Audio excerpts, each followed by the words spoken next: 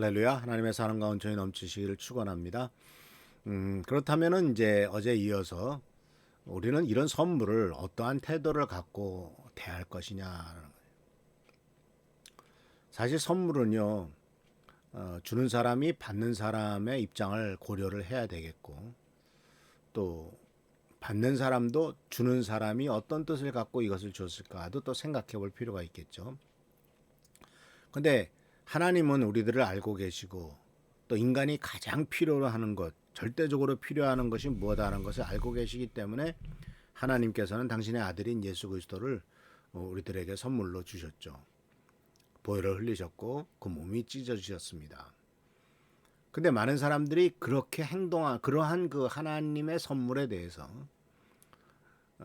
물론 예수님께서 살아계실 때 그것을 이해한 사람은 별로 없었죠.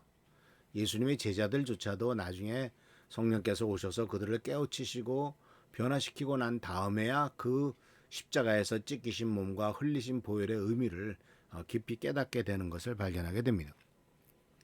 그래서 사실 예수님의 제자들이 복음서를 썼지만 마태, 마가, 누가, 요한 복음을 썼는데 물론 누가복음은 예수님의 직계 제자는 아닙니다만은 마태나 마가나 요한은 이 복음서를 쓸 때 특히 이제 요한은 더 그렇습니다만 마태나 마가는 복음서를 30년쯤 후에 썼죠.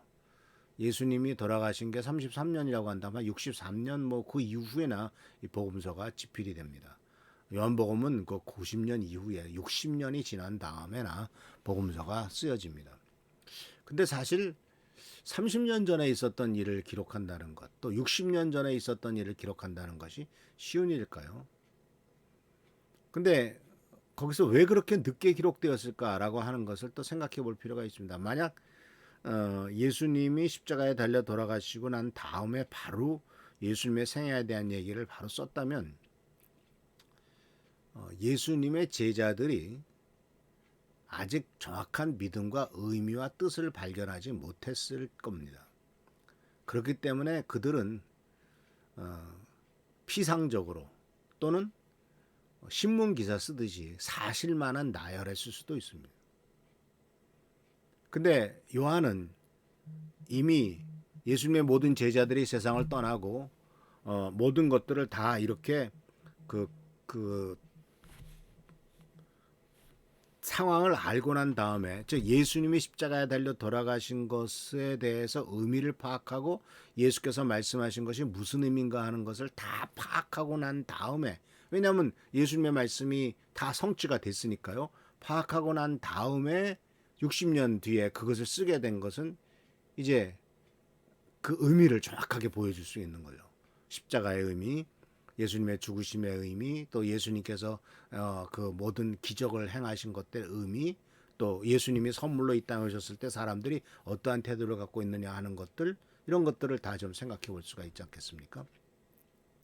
그래서 사도 요한은 요한일서 1장 12절에 그러니까 60년 후에 60 저거 길게 보면 65년 후에 쓴 이 요한복음에서 이렇게 기록합니다. 그러나 그러니까 하나님께서 아들을 보내셨어요. 그런데 아들이 그 땅에 왔지만 사람들이 영접하지 않았다고 그래요. 그러나 그를 받아들인 사람들 곧 그 이름을 믿는 사람들에게는 하나님의 자녀가 되는 특권을 주셨습니다. 라고 이렇게 기록했습니다. 그러니까 예수님이 이 땅에 오셨을 때 많은 사람들이 예수님을 믿지 않았다는 거죠. 예수님의 이름을 믿지 않았다는 겁니다. 왜냐하면 예수가 그리스도다라고 하는 것을 확정짓는 그 예수 그리스도라고 하는 이름이 확정짓는 때도 예수님이 살아계실 때는 아니었어요. 돌아가시고 난 다음에 이제 오순절 다락방이 있고 난 다음에야 이제 확실해지기 시작합니다. 왜냐하면 오순절 역사가 있고 난 다음에 사도 베드로가 그 기적에 놀라고 있었던 예루살렘에 온 많은 유대인들, 외부에서도 온 유대인들에게 설명을 하기를 예수가 그리스도가 되게 하셨다라는 말을 여러 번 반복해서 이야기를 합니다. 사도행전에 보면은 이것은 바로 이제 예수님이 그리스도다라고 하는 것에 대해서 확증짓는 과정들이란 것을 볼 수가 있어요. 그래서 이 예수님이 이 땅에 오셨는데 그 당시 많은 사람들이 이 하나님이 주신 선물을 믿음으로 받아들이지 않아요. 이 선물의 의미를 깨닫지도 못해요. 근데 사실은 이 선물은 모든 사람들에게 해당되는 것이거든요. 천사가 그들에게 말하였다. 두려워 마라. 보아라. 모든 백성을 위한 큰 기쁨의 소식을 가지고 왔다. 천사가 예수님께서 오신 그날 바로 그때 천사가 나타나서 선언하기를 모든 백성을 위한 큰 기쁨의 소식이란 말이죠.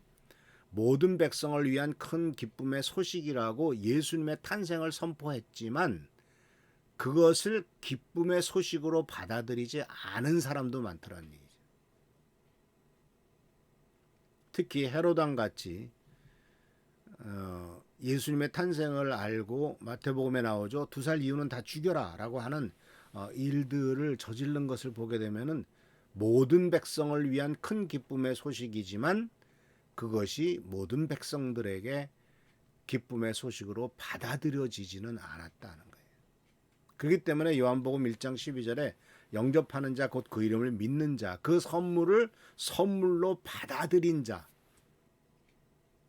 이 사람에게 그 선물의 효력과 능력이 있더라라는 것이에요. 그래서 많은 사람이 모든 사람이 받아들이지 않습니다. 여기는 문제가 있죠. 하나는 헤로당과 같이 자기의 권력의 위협이라고 생각했던 사람도 있지만 많은 사람이 하나님의 아들이 이 땅에 오셔서 우리의 죄를 위해서 십자가에 달려 돌아가셨다라고 하는 그것을 받아들이지 못하는 이유 중에 하나가 바로 뭐냐면은 업적주의라는 것 때문에 그렇기도 합니다. 이 업적주의라고 하는 것은 바로 뭐냐면 나는 무엇인가 받으려면 자격이 있어야 된다라고 생각하는 겁니다. 거꾸로 내가 어떤 자격을 갖췄으면 나는 당연히 받아야 된다고 생각하는 겁니다. 그러니까 자격이 없는 사람은 난 무자격하니까 받을 능력이 없어라고 포기하겠지만 자격이 있다고 생각하는 사람은 왜 안 주는 거야? 라고 하면서 자기의 어떤 업적을 내세우려고 하겠죠.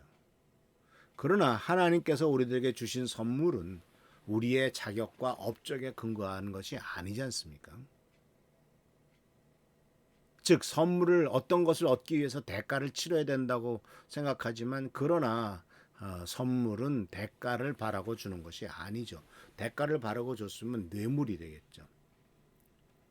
자, 그래서 예수님께서 이 땅에 오셨습니다. 그 선물을 주셨는데 그 선물의 위치가 어디가 되어야 될까요? 창고 속에 둘 수도 있고 나무 밑에 둘 수도 있겠죠. 그러나 예수 그리스도의 그 선물로 오신 예수 그리스도는 바로 우리의 마음이 예수 그리스도라는 선물의 가장 중요한 장소이기도 합니다. 그래서 사랑하는 성도 여러분, 예수님이 선물이십니다. 믿음으로 받아들이시기 바랍니다. 가장 고귀합니다. 이 세상에 무엇과도 비교할 것이 없습니다. 그래서 이제 우리는 그 귀한 선물을 받은 자로서 그 선물을 받은 것만큼이나 하나님께 돌려드리면서 하나님을 위해서, 하나님의 뜻을 위해서 우리가 무언가를 해야 될 것이 아니겠습니까? 예수님은 그 연약한 몸을 이 땅에 오셨을 때 첫 번째 짐승들의 모이들, 짐승, 그러니까 구유라고 하는 것은 먹이통이죠. 먹이통 위에 그 첫 번째 몸을 누이신 참 지극히 낮아지신 모습을 보게 됩니다.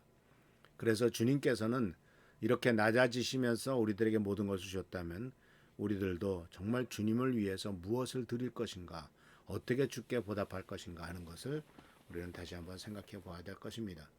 우리들에게 베푸신 은혜를 생각하면서 그 은혜를 누리고 그것을 누리고 즐기는 데만 만족하고 그것으로서 감사합니다라고 끝날 것이 아니라 정말 우리들도 나를 위해서 찢기신 몸과 흘리신 피에 대해서 감사드리며 그에 대해서는 어떠한 보답을 할 것인가를 생각하며 2021년을 마무리하고 새로운 한 해는 주께서 주신 축복과 은혜를 누리면서 그것을 좀 더 가치 있고 의미 있게 쓰도록 또 다른 사람들에게 또 전하는 일에 쓰도록 힘쓰는 우리 귀한 성도님들 되시기를 축원합니다. 기도하겠습니다. 오늘도 주님의 은총 가운데서 새로운 하루가 시작됩니다. 하나님 아버지 도와주시고 연약하고 부족한 우리들의 삶에 진정한 회복과 온전과 은혜가 차고 넘치도록 주님 도와주십시오. 우리를 불쌍히 여겨주시고 지켜보살펴 주시고 축복하여 주시기를 간절히 바라옵고 원합니다. 도와주시고 축복하옵소서. 예수 그리스도의 이름으로 축복하며 간절히 기도하옵나이다. 아멘. 아멘. 오늘도 주께서 함께 하시는 귀한 하루가 되시기를 바랍니다. 계속해서 성도들을 위해서 기도해 주시고 하나님의 놀라운 능력과 은총과 은혜를 체험하시기를 바랍니다. 할렐루야 축복합니다.